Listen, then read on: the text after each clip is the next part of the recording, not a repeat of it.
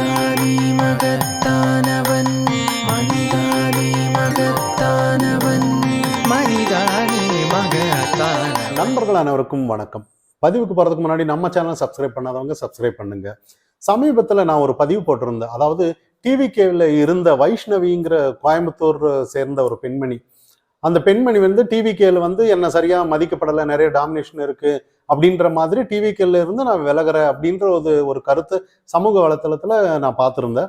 அப்போ சகோதரிக்கு ஆதரவாக அந்த நேரத்துல வானதி ஸ்ரீனிவாசன் அவர்கள் வந்து சகோதரி வைஷ்ணவி எல்லாம் ஏதாவது அரசியல்ல வரணும்னா எங்க கட்சியில இணையலாம் அப்படின்ற மாதிரி ஒரு கருத்து சொல்லியிருந்தாங்க.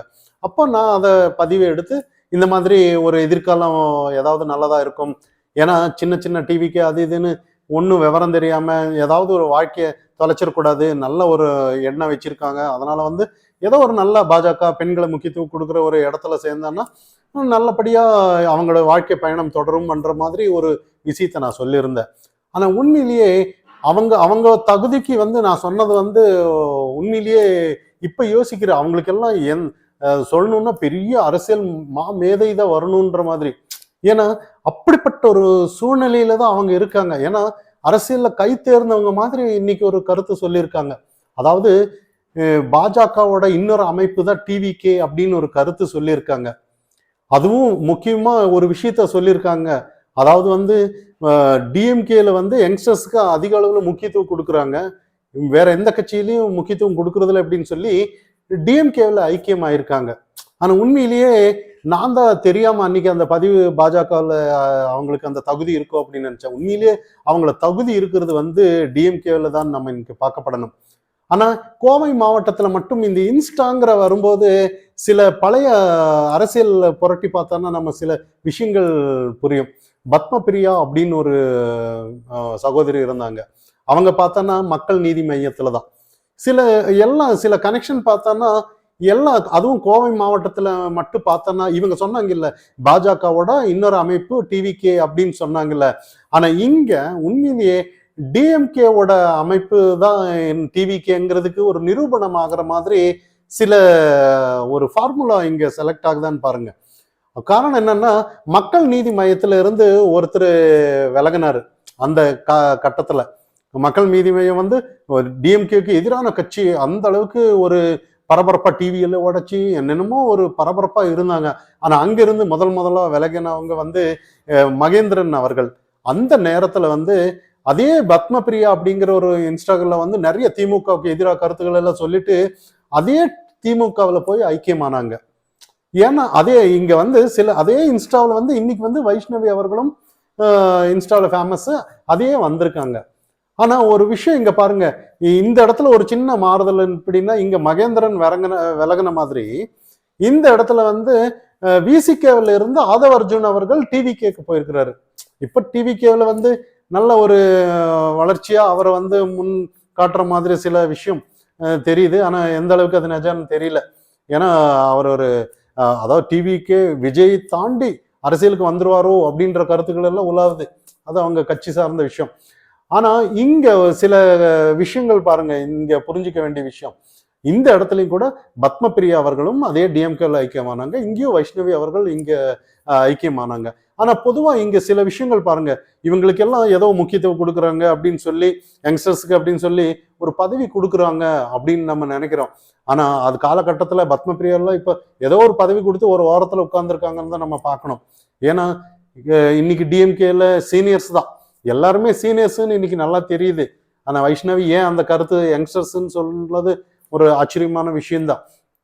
இப்பவும் அதே பத்மபிரியா மாதிரி ஒரு பதவி கொடுப்பாங்க, ஒரு ஓரத்துல உட்கார வைப்பாங்கன்னு தான் நம்ம பார்க்கணும். இவங்க எல்லாம் அப்பவே எம்எல்ஏ அப்படியே பெரிய வளர்ச்சி எல்லாம் இருக்காது. இதெல்லாம் தாண்டி இன்னைக்கு வந்து வைஷ்ணவி அவர்கள் வந்து நம்ம ஏதோ ஒரு பெரிய லெவல்ல நம்ம முந்தி நம்ம வீடியோ விட்டதுனால உண்மையிலேயே சில வருத்தமான விஷயம்தான். ஏன்னா பொய்ங்கிறது வாழ விடாதுதான், உண்மை சாக விடாது, பொய் வாழ விடாதுன்ற மாதிரி தான். எல்லாம் ஏதோ ஒரு உண்மையிலேயே ஏதோ ஒரு அரசியல் சார்ந்த நகர்வு அவங்க கிட்ட இருந்திருக்கு. இதெல்லாம் புரியாம நம்ம ஏதோ மக்களுக்காக நல்லது செய்ய வர்றாங்க, ஏதோ ஒண்ணு இருக்குன்னு நம்ம தான் அறியாமையில ஏதோ ஒரு அவங்களுக்கு ஆதரவா வீடியோ விடுறோமே ஒழிய அதெல்லாம் இல்லை. இவங்க எல்லாம் ஒரு அரசியல் நிலையில வந்து, அதாவது அரசியல் நிலைப்பாடுல வந்து இவங்க எல்லாம் கைத்தேர்ந்தவர்கள், முதிர்ச்சி அடைந்தவர்கள் அப்படின்னு இப்ப தெரிய வரும்போது நமக்கு சின்ன ஒரு வருத்தமா இருக்கு. இதெல்லாம் தாண்டி இன்னைக்கு வந்து நம்ம பார்க்கப்பட வேண்டியது, அன்னைக்கும் அதே மக்கள் நீதி மய்யம் கமலஹாசன் வந்து அதே ஐக்கியமானாருன்னு நம்ம பார்த்தோம். எங்க நம்ம டிஎம்கேக்கு. இன்னைக்கு கூட டிவிகேல இருந்து லைனா அதே ஃபார்முலா ஆகுது. பத்மபிரியா மாதிரி வைஷ்ணவி வந்தாங்க. அதுக்கப்புறம் ஆதவ அர்ஜுன் அங்க போறாரு. கடைசியில என்ன ஆகுதுன்னா, ஒட்டு மொத்தமா இதே கமல் மாதிரி தான் விஜயும் வந்துருவாரோ அப்படிங்கிற மாதிரி. இதெல்லாம் எதுக்கு நடக்குதுன்னா, அதாவது அதிமுக ஓட்டு வந்து சிதறணும், பாஜக ஓட்டு சிதறணும், திமுகவோட ஓட்டு அப்படியே அள்ளணும் அப்படிங்கிற ஒரு சின்ன ஃபார்முலா வச்சுட்டு இருக்காங்க. இதெல்லாம் எந்த அளவுக்கு கை கொடுக்குன்னு யாருக்கும் தெரியாதுன்னு தான் நம்ம பார்க்குறோம். ஏன்னா இதுக்கு முந்தி விழிப்பு இல்லாம இருந்தாங்க, நிறைய ஒரு மாற்றம் இல்லாம இருந்தாங்க கோவை மாவட்டத்துல. இன்னைக்கு வந்து கோவை மாவட்டத்துல வந்து உண்மையிலேயே ஒரு அந்த அளவுக்கு ஒரு விழிப்புணர்வு இருக்கு. காரணம் என்னன்னா, கடந்த மாநில தலைவராக அண்ணாமலை இருக்கும்போது உண்மையிலேயே கோயம்புத்தூருக்கு ஒரு நிறைய சேஞ்சஸ், மக்களுக்கு விழிப்புணர்வு அந்த இடத்துல இருக்கிறது நம்ம பார்க்குறோம். இதெல்லாம் தாண்டி இன்னைக்கு வந்து டிஎம்கேல இருந்து ஏதாவது ஒரு நம்ம ஐயா முதல்வர் அவர்கள் எங்கேயாச்சும் ஒரு ரோட் ஷோ ஏதாவது போனோன்னா நம்ம பார்த்துருப்போம். ஒரு 300 ரூபாய் கொடுத்து வயதானவங்க எல்லாம் நிறைய நேரம் ரோட்ல உட்கார வச்சு நிறைய பார்த்துருப்போம் இந்த மாதிரி. ஆனா டெல்லியில பாருங்க எவ்வளவு கொடுத்துருப்பாங்கன்னு நினைக்கிறீங்க? எவ்வளோ? 1000 ரூபாய் கொடுத்துருக்காங்க. நிறைய முதியவர்கள் எல்லாம், அதாவது நம்ம முதலமைச்சர்களும் 2 மணி நேரத்துக்கு முன்னாடியே, அதாவது அவர் ஃப்ளைட்டு வர்ற 2 மணி நேரத்துக்கு முன்னாடியே அங்க வெயில்ல நிக்க வச்சிருக்காங்க. நிறைய இன்னைக்கு செய்திகள் பார்த்துருந்தேன். அதுல வந்து அந்த ஒரு அம்மா சொல்றாங்க எவ்வளவு கொடுத்துருக்காங்க என்னங்கும் போது 1000 ரூபாய் கொடுத்துருக்காங்க அப்படின்ற ஒரு கருத்துக்கள் எல்லாம் சொல்றாங்க. ஆனா இன்னைக்கு வந்து நல்ல ஒரு அரசியல் புரிதல் இன்னைக்கு பாருங்க, ஒரு அன்னிலிருந்து இன்னைக்கு வரைக்கும் ஒரு மக்களை வந்து எங்களை வரவேற்கிறதுக்கு இத்தனை பேர் வந்துட்டாங்கிறதுக்கு ஒரு மீடியா மத்தியில காட்டுறதுக்கு வேண்டி எவ்வளவு பாடுபட வேண்டியதா இருக்கு பாருங்க. அதாவது இப்ப எல்லாம் ஒரு சாதாரண ஒரு மக்களுக்கு ஏதாவது ஒரு நல்லது செஞ்சுட்டான்னா மக்கள் தானா ஓடி வரணும். எங்க என்னோட தலைவர், என்னோட தியாகி, அது இதுன்னு சொல்லி கடவுளே அப்படின்னு சொல்லி வரணும். முந்தியெல்லாம் எம்ஜிஆர் பீரியட்ல நிறைய நம்ம பார்த்துருக்கோம். அவங்கள அரவணைக்கிறதெல்லாம் நம்ம சில டிவில எல்லாம் பார்த்துருப்போம். அப்ப இப்பவும் கூட முதல்வர் அவர்கள் வந்து தானா வரமாட்டாங்களா, காசு கொடுத்தாதான் வருவாங்களாங்கிற ஒரு கேள்வி இங்க இடத்துல வருது. இதெல்லாம் தாண்டி மக்கள் பார்வையில எப்படி இதெல்லாம் பார்த்தானா எந்த மாதிரி ஒரு மனநிலை உண்டாகும்னு நம்ம பார்க்கணும். ஏன்னா இது பழக்கமா நம்ம கடந்து போயிடுவோம். அவங்களுக்கும் இது பெரிய அவமானமா இல்லை, நாங்க வந்து காசு கொடுத்துதான் வர்றாங்க, எங்களை தேடி வரல அப்படிங்கிறது கூட எந்த விதமான கூச்சமோ எதுவுமே இருக்காதுன்னு தான் நம்ம பார்க்கணும். இதெல்லாம் அரசியல்ல சாதாரணமாப்பா அப்படின்னு கடந்து போகணுன்றத நம்ம பார்க்குறோம். அப்போ இந்த இடத்துல வந்து ஒவ்வொரு விஷயமும் வந்து இன்னைக்கு வந்து, அதாவது ஒரு ஆட்சி அமைக்கிறதுக்கு வந்து எவ்வளவு ஒரு ஃபார்முலா எடுத்துட்டு வர்றாங்கன்னு பாருங்க.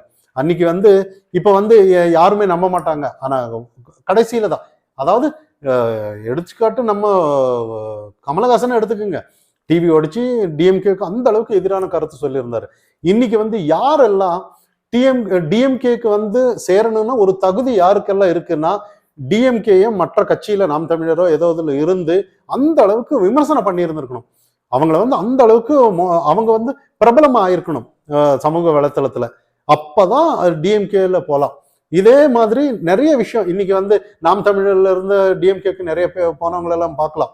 நாம் தமிழ்ல இருக்கும்போது எந்த அளவுக்கு டிஎம்கே விமர்சனம் பண்ணி இருந்திருப்பாங்க, அதே அவங்க வந்து அந்த இடத்துல ஐக்கியமாவாங்க. எந்தவித கூச்சமும் இருக்காது. ஏன்னா தகுதியே அதுதான் பார்க்கப்படணும். அதே மாதிரி அமைச்சர் ஆனாலும் கூட அவங்க ஏடிஎம்கேல ஏதாவது ஒரு நல்ல காசு பணம் சம்பாதிச்சிருக்கணும்.